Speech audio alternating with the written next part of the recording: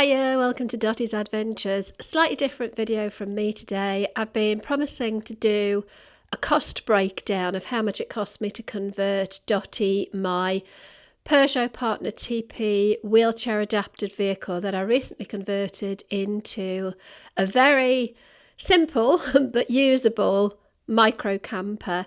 So in this video, I just thought I'd walk through the exact costs, everything that I've spent to get it usable as a micro camper. That's not including all of the sort of cutlery, crockery, the bits to put inside it really, because obviously we're all going to have different needs for those. But I will talk through the cost of the base vehicle, cost of insuring and taxing that vehicle, and also the cost of the materials involved in fitting it out. That included the cost of putting the floor in, putting the cabinetry in, putting power into it. In fact, I'm going to break it down. I'm going to do it without the power and with the power, and I'll explain why later on in the video.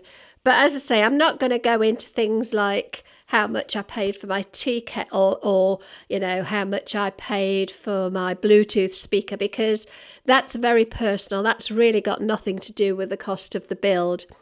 So when I decided to convert Dottie, I knew I wanted to do it, or I had to do it really, on a budget.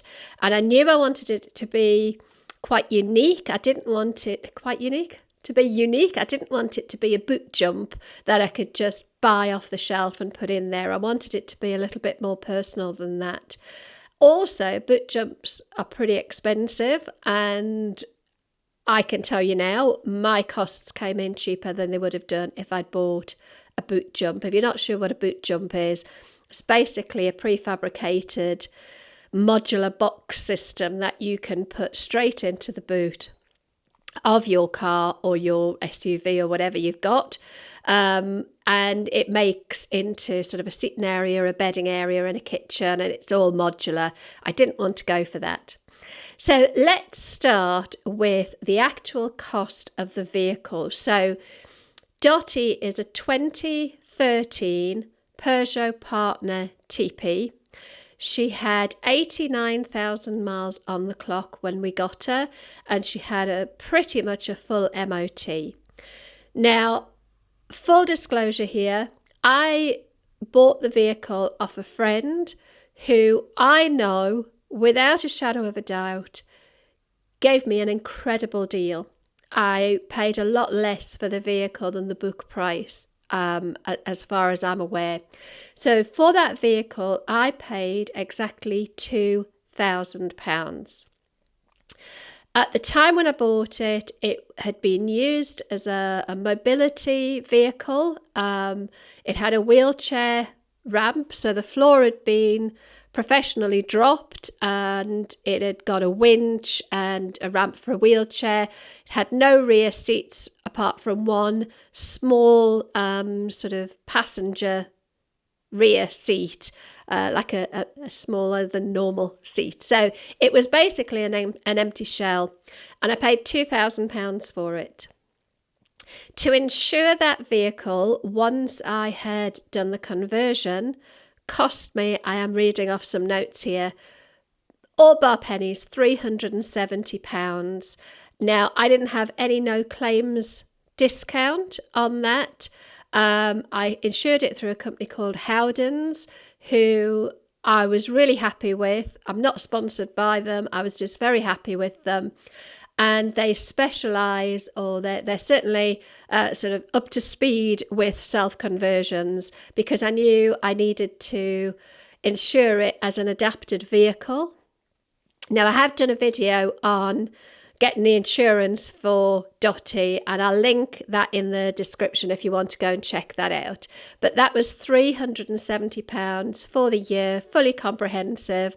That included European cover as well, although I probably won't take Dottie to Europe. To tax the vehicle, it's quite in a high tax bracket, was £360. So in the UK, in case you're not watching this in the UK, we have to have road road vehicle tax, and it depends on the emissions level of the vehicle. It's I don't know the engine size. I probably should. I think it might be a 1.9 diesel. It could be a 1.5 diesel. I can't remember. Anyway, the tax on that was 360. So basically, to get the car on the road, buying it, insuring it, taxing it, I didn't have to MOT it because it had a full year's MOT on the vehicle, was £2,730. Now, I will also say that I'm very lucky that my husband is pretty handy and we haven't had to pay anybody to do any of the work involved in converting her. We also, because she's the SUV version of the Peugeot Partner as opposed to the commercial van version, we didn't have to think about putting windows in or even doing a huge amount of insulation. I might regret that when we get closer to the winter, but we decided we wouldn't bother doing lots of insulation, so there aren't any insulation costs in here. We also made the decision not to put in a leisure battery system. So we didn't touch any of the electrics. We have purely the vehicle battery, and I have a cable that I use to hook up if I want to stay on a campsite. And I've got a power bank to give me off-grid power. That's my dog just tapping in. Just ignore the tip taps. So it's a very, very simple build. It's basically the interior. The only thing that we've done really is put in living space. So that's kept the costs right down. So I'm going to go through the various different things that we had to buy. I would love to say I've done this in an organised way, but I haven't. I've literally just got a spreadsheet in front of me with everything written down. And I'll go through each of them and then I'll give you a total at the end. So just to give you really an idea of the sorts of things we bought, a lot of the stuff that we used, we already had. And I think this is really important. If you're going to do a conversion and you're trying to do it on a budget, just look at what you've already got. You'd be amazed how much you can reuse. If you're willing to not have it all look, showroom perfect, I guess. I was going for very much a country style aesthetic, which lent itself to using sort of leftover bits of wood and that sort of thing. However, we did have to buy some materials just for the build. So things like building the bed, plywood for the floor, vinyl for the floor, etc. So let's go through this list. I will put them, as I mentioned them, I'll put them as a list somewhere around here. I can never remember. I think we're in reverse, so I can't remember where it's going to go. But anyway, let's start off with wood, because wood was one of the most expensive materials we had to buy.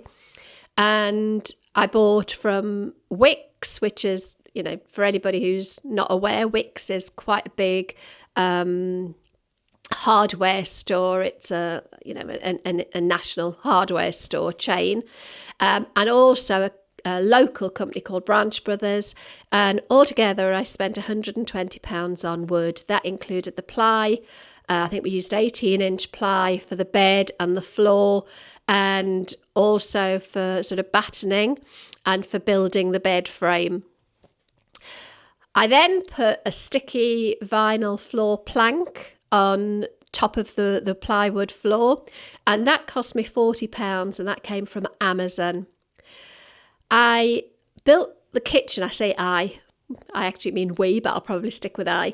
Built the kitchen using 2 IKEA Besta units, like TV units, that we got off FreeCycle. FreeCycle in the UK is a bit like a recycling online service where basically somebody might put something they don't want up onto FreeCycle and they'll give it away so somebody else can put it to use.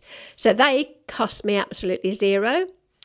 The sink in the van was an old stainless steel salad bowl that I had in the cupboard. So there would have been a cost to that when I bought it, but I've probably had it 15 or more years.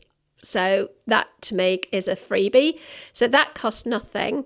But to make the sink a draining sink, we had to buy the plug and waste mechanism.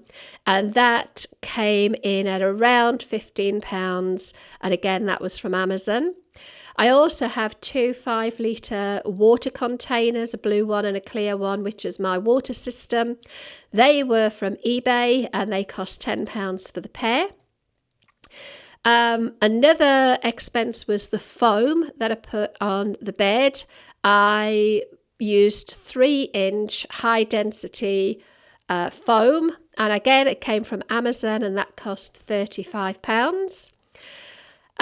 In order to create drawers in my kitchen cabinets, I used plastic boxes that I picked up from Lidl as a set. They came as a set of 7 and they were £14.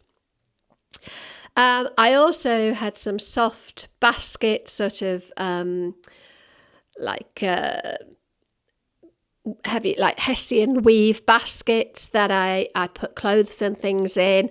And again, they came from Lidl and they were £17 for 2. The curtains that I've put up in Dottie were leftover material that I had from a project I did when I made some cushion covers and things for our other van. So I'm classing those as free because the material was already there. We would have had to buy glue and nails, but in actual fact, Mark had all of those in the garage. So I've kind of estimated what it would have cost if we'd had to go out and buy them for the job, because obviously we've used them and he'll have to replace them anyway. So I've allowed £10 for glue and nails and screws and things. I've put nails, but I probably mean screws. I bought a collapsible puffy that I use as storage. That was, let me have a look, £15, and that came from B&M. I'm not sure whether I should really include that because you may not need it, but storage is a premium in a small micro camper, so I've included it here. I also bought a bathroom wicker basket, like a rectangular one, and that forms part of my kitchen storage. It just happened to fit perfectly, and that came from a company in the UK called B&M, and that was £12. My push button lights, battery operated push lights, were from Lidl. They were £4. Zips for the bed covers, because I made covers for the bed foam. The material for the covers were, again, just old curtains that I had in the loft, so I haven't priced those. I haven't added the price of those. They were just there anyway, so I've classed that as 0. But the zips I bought from Amazon, and they were £5. I bought a portable toilet for £21, an emergency portaloo. It's not a portaloo make, but just a pop-up toilet thing. Again, you may decide you don't need one of those, but I'm trying to include things that you would expect to have in a van and a toilet you would expect to have. I bought the suction handle to close the tailgate from the inside, and that cost me £10 off Amazon. And we also put in an electronic tailgate switch so that I could open the tailgate from inside. That was for security, and I think that's something that you definitely would need. And the switch and the cable for the switch altogether came to about £11, all bar pennies off Amazon. I bought a CO alarm, that was £14, a fire extinguisher, which was £17. I also bought some foil insulation, which I used to make covers for the windows. So all of the windows have thermal blinds that I made with the foil insulation. And that was £19 for the roll, again off Amazon. I bought a hookup cable with sockets like a camping hookup cable, and that ensures that I can get power into the van if I stay on a campsite.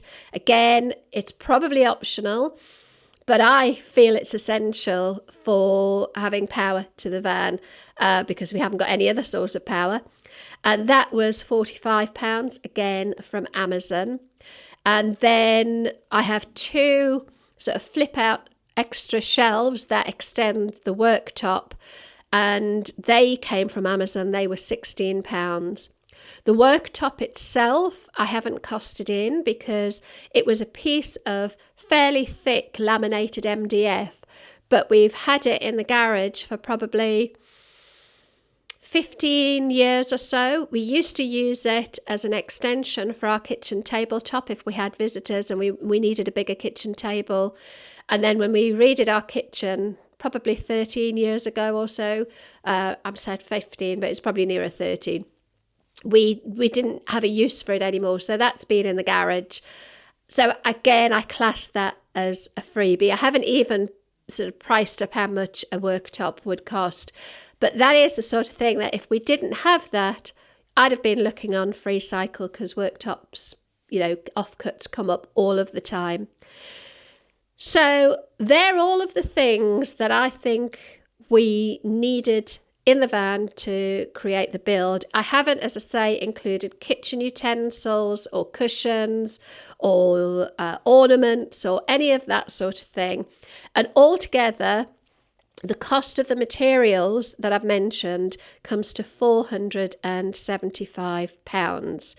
So in total, for the cost of the vehicle to get it on the road and the cost of the conversion without any power, got me on the road in a vehicle that I could quite easily camp in, especially if I was on a campsite. Certainly in the summer I could camp in it. It cost £3,205 to get the vehicle on the road. Now, we also have just bought a Jackery Explorer 2000 V2. I think it's an Explorer. I should have probably looked up. I've put Explorer here. I might have that wrong. Anyway, it's a 2000 watt Jackery. And I also bought a fold out solar panel for it, which I think is 100 watt. I should have really put my details down before I started this video. But basically, it's one of those portable folding solar panels that you can stick outside and catch the rays and charge the Jackery. And this was a huge expense. It was £1,099, but that is my power. So even if I'm on a campsite, if I don't want to pay for electric hookup, I know that my Jackery is big enough to power my induction hob, to power my electric kettle, to power my USB lights, my USB fan, to power my little 600 watt heater. And I know that gives me enough power. I think if we'd put in a leisure battery, to be able to do the same thing, I'd have had to have inverters and all sorts of things. And, the solar panel probably on the roof as well would have come to a heck of a lot more than that. So with the Jackery, it means I've got everything I need to go off grid for a couple of nights, and I can charge the Jackery through the vehicle as I'm driving. So I'm very happy that gives me all the power that I need. It also takes up a lot less space than if I'd had to put in a leisure battery and all of the other electrical paraphernalia that would have had to go with it. And it would have been a skill set that we don't have, that we'd have needed. And although I'm fairly certain Mark would have had the skill to be able to do that, it's a heck of a lot easier just to have the Jackery. And also, because we have another van, it means the Jackery is portable. We can carry it and take it with us in the other van as well. So it was a better alternative for us. So including the Jackery, that gives us the power, the absolute total cost for the conversion, including everything, that you would need to get you on the road, or that I needed to get me on the road, was £4,304, which I think is flipping amazing. And I'm so chuffed with it. Now, obviously, this is just to give you a little bit of an idea.